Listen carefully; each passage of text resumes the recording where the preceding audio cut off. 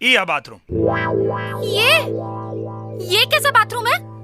ऊपर से पूरा खुला है और इसमें तो दरवाजा भी नहीं है। गांव में ऐसा नहीं होला। आई एम सॉरी, मैं ऐसे बाथरूम में नहीं नहा सकती। मैं ऐसे बाथरूम में नहीं आऊंगी। तो जा पोखरा में नहा लो।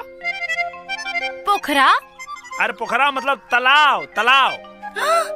हम सब खुले में नहाएंगे? अच्छा, स्विमिंग पूलवा में लंगोटा पहन के छपक्का मारे लुलो लुले रामा तपस्टिक नहीं है डोंगल में आवल उपनी मुस आस्ता एंगाने मेलुक मस मा वाला गल तुम्हारा खोबरा अरे को हालान मार खोबा जा इंगानी है निमल स्टाबेसम इतसानी ने मुस्ताबसम इरोस्मा हेलो है नसिया मोग ये नहीं मस आवरा तो तबसे नो है आलू का रूप से रबू है मुस्ताबसे के हे मुर्दा भाई। अरे तुम्हारे बाप का घर है क्या जो इतना मजे में खा रहे हो?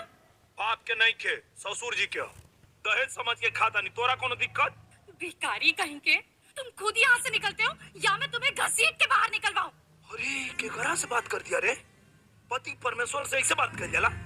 देख अभी जबान संभाल के बात करना तो कान के नीचे चवन लपड़ मारब की आंख निकल के नाचे लगे। तुम्हारी इतनी हिम्मत कि तुम मुझ पे हाथ उठाओगे? हाँ, जरूरत पड़ी तो लकीरों करब। की कौन बेला रे उठे के?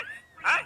काल से अगर सवेरे सवेरे उठ के आई कुछ झाड़ू पोछा ना भइल ना, तब हम तोके बताएब कि मर्द और मेहरारू में अंतर का होला। रामू लोचन!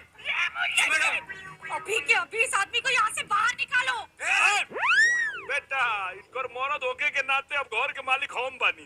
अब ऑर्डर इनकर ना हमार चली। हमारा के निकाले बोलो तो नहीं लोग के निकाल दे। नहीं मालिक। अरे हाँ, अब तू मुंह का देखा तारी रे, हैं? जो हमरा खातिर पानी लेके आ। पानी? मैं तो तुम्हें जहर दूंगी। अरे तुम्हारे बाप का घर है क्या जो इतना मजे में खा रहे हो? बाप के नहीं खे ससुर जी के दहेज समझ के खाता नहीं। तोरा कोनो दिक्कत? भिखारी कहीं के, तुम खुद यहाँ से निकलते हो या मैं तुम्हें घसीट के बाहर निकलवाऊं? अरे के घरा से बात कर दिया रे। पति परमेश्वर से ऐसे बात कर जाला। देख अभी जबान संभाल के बात करना तो कान के नीचे चवन लपड़ मारब की आंख निकल के नाचे लगे। तुम्हारी इतनी हिम्मत कि तुम मुझ पे हाथ उठाओगे? हाँ, जरूरत पड़ी तो लकीरों करब। की कौन बेला रे उठे के? हैं? काल से अगर सवेरे सवेरे उठ के आई कुछ झाड़ू पोछा ना भइल ना, तब हम तोके बताएब कि मर्द और मेहरारू में अंतर का होला। रामू लोचन! अभी के अभी इस आदमी को यहाँ से बाहर निकालो। बेटा, इनकर मर्द होके के नाते अब घर के मालिक हम बानी।